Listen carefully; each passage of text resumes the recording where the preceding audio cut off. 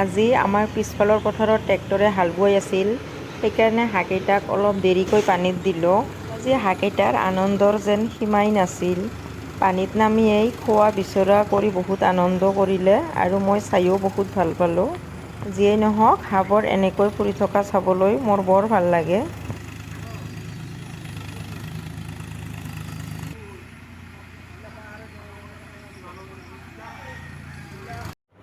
ইপিনে ঘৰত আহি হাঁহবোৰৰ কাৰণে দানা সাঁচি থৈছোঁ। ধানৰ গুড়ি, ভাত আৰু ঘৰুৱাৰ দানা।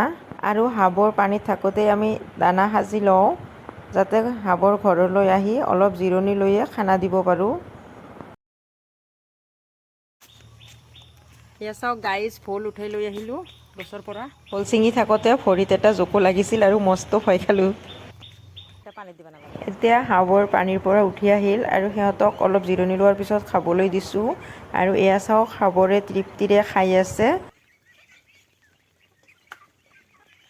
ইপিনে মই গেলা গৰমকো নেওচি চৌকাতে ৰান্ধি আছোঁ মচুৰ দালি, ভোল আৰু খাৰৰ আঞ্জা, যিহেতু গেছ পাবলৈ নাই। আৰু বহুত সময় গৰমত সহ্য কৰি থকাৰ পিছত আল্লাহৰ কৃপাত অলপ হ'লেও বৰষুণ আহিলে। অলপ ধাৰাসাৰে বৰষুণ দিছিল আৰু দেহাৰ মন গোটেই শান্ত কৰি দিলে। তো আজিৰ ব্লগটো ইমানেই। ব্লগটো চাই কেনে পালে জনাব।